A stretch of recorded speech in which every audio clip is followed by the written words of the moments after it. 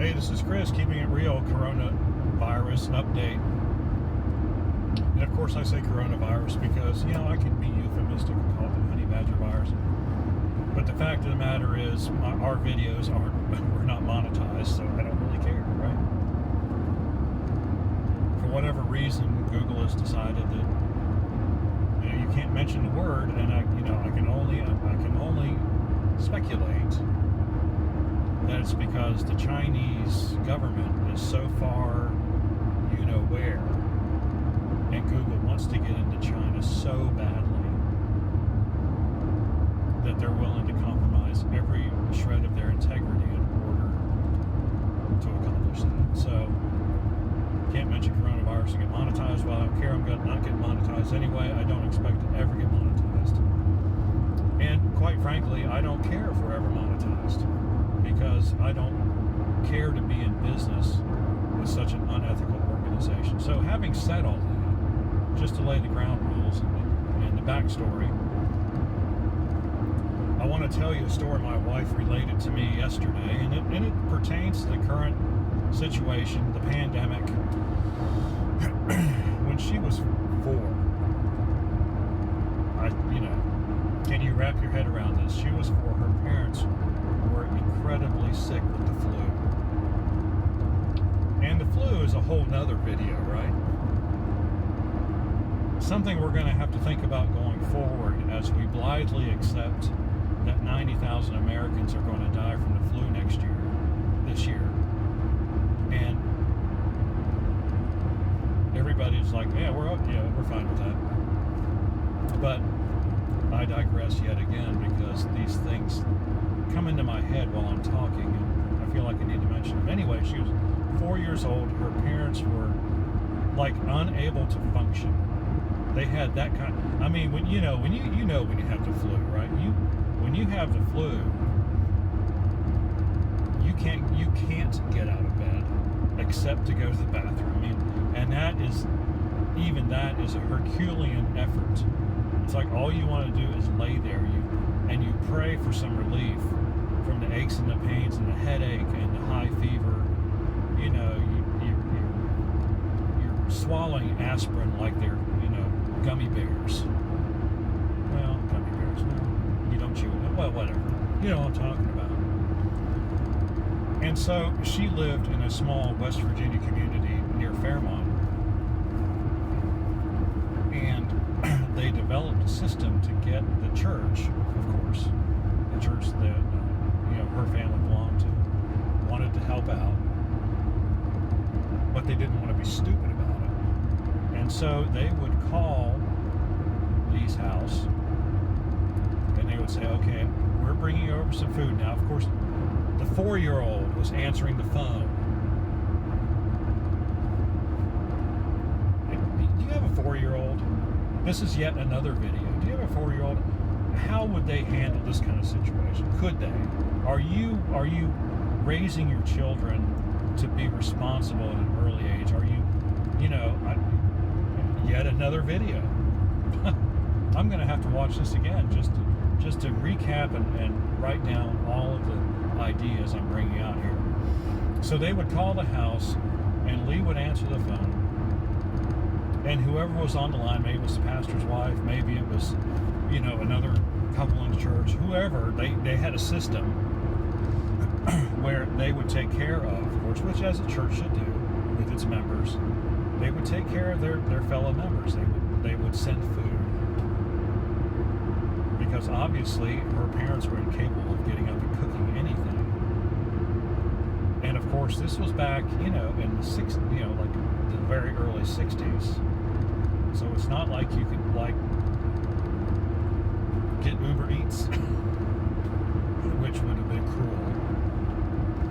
Yet another video, if you're an Uber, Lyft, Uber Eats driver, what are you doing? Are you kidding me? Are you still doing this? Another video. See, things spring into my fertile mind without being asked to be sprung into. And so they would call, and they would say, now, Lynn, which is her middle name, which, my wife doesn't like her name for some reason. Leanna, was. I mean, it flows off the tongue, right? Sometimes I tease her about it. Hey, Leanna Lynn, one supper gonna get ready. You know, I think it's a beautiful name. So, especially since she has my last name, which makes it even better. So they would call and they would say, "Okay, Lynn, we're going to come. We're going to knock on the door." I said, "So you keep lookout for us, and when we've gotten back into our car, you can open the door and get the food and bring it inside." What a great way to get around being exposed to anything. I don't know how she avoided getting the flu at that time, but nevertheless, the people over church found a way to remain connected to her family and help them out without risking their own well-being, and that's the point, right? And so my greater point then is what we have to do now here in the midst of this pandemic, which it's, you know what, it's honestly, it's easy for me to kind of poo-poo it because I live in a very rural area and I work in a very rural area, and so I don't really have to worry about, I don't think I do. It's just, it is, a pandemic really is a matter of numbers. I mean, when you look at the areas that are hardest hit, they're all areas of high population density. And that's really what causes this thing, which brings up an idea for another video. Just how communicable is this disease? I don't know. How long do you have to be exposed before it actually takes? Does it take one virus? One instance of virus? I mean, is there really and see, I'm going off track again. Yet another video. But I think about this example, this real life example, and I think, well, is there a way that businesses can stay open? Is there a way that people can still be a community? Is there a way that we can still help each other, that we can still get the things that we need without, well, of course, in Lee's case, there was no exposure at all. Because, the person would bring the food, the person would leave the property, basically, and then the food would be brought inside. And so there was no chance of communication. So I don't know that that's possible in our current interconnected world. I mean, Lee and I were talking about this last night. It's like, well, okay, we can still get gas. Well, yeah, we can. I can go to a self-service pump, and I can put in my card, and I can get my gas, and no problems at all. Even though I probably don't really want to go anywhere, but still, I can at least have the peace of mind that both of my cars are full of gasoline, whatever might occur. Not like we're going to go anywhere, but still, it's like, well, it feels good. It's a safety measure. It's like, okay, I'm prepared on that front. I've got 2 cars. They're full of gas. Great. One thing less I have to worry about. Or, I have a generator at home. And this is one of the things we thought about last night. It's like, well, we're being in a rural area. What if we have, and it's not really the time of year for it yet, but what if we had like a freak outbreak of tornadoes or whatever? And what if Duke Energy's repair crews are depleted because of the virus and they can't get to him for like 30 days? I mean, just last year or a couple of years, well, was it last? I can't remember. Last year or a couple of years ago,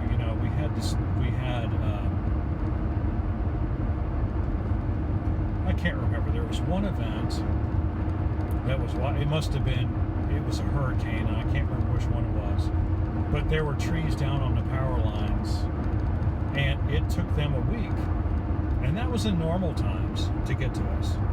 Well, what if something like that happens? Or, well, hell, what if, pardon my French, as my parents would say, what if just there's a transformer blows at the substation just north of Oxford? Who's going to fix it? If there's no manpower available, it's just going to have to wait, right? I mean, anything could happen at any time, and so we are now actively engaged in. And I know this is just another video, right? Gosh, I've got like 7 videos to do now. So let's get back to the point. The point is, yes, there is a way, and I think the point is that there is a way to help your neighbors, to help the people that live in your community, to let them know, it's like, hey, look, if you get sick and the hospital's overrun, which it could be, and I can do anything for you short of sitting beside your bed and holding your hand, I will do it. And those are kind of the conditions that I'm willing to do that under, right? I'm willing to help you. And I want to help you. And this is the way I'm going to be able to help you. We can be in touch on Facebook, we can text. I can let you know when I'm going to be there. Stay away, don't open the door. I don't want to get sick, but I want to help you. That's the point. We can still help each other and not expose ourselves to unnecessary risk. So, and maybe a business at some point will figure out a way to be able to help its customers get the items that they actually do need. And yeah, it means that somebody's going to have to be like, hey, we've got 30 cases of toilet paper. No, you don't get to buy it all, dude. You get 5 rolls. Because that's what you get. That's what you get, okay? Just deal with it. This is not like I don't have a concrete plan. I wish I did. But to get back to the whole influenza thing, I think we need to think about fundamentally changing the way we deal with disease in this country, because I think there's this, as I mentioned before, I think there's this like, well, okay, well, whatever, 90,000 people die. Well, they don't need to die. I mean, if 500,000 people die from this epidemic, that is tragic. But it's even more tragic that is, if you take the cumulative total of deaths from the flu for the last 5 years, and guess what? It's 450,000 people. Just because we don't care to take care of our own business. Okay? That's the bottom line. The bottom line, as they say, is the bottom line. So I hope you'll think about this. I hope you will put in place practices that we're smart. We're human beings. We have brains. God has blessed us with brains. And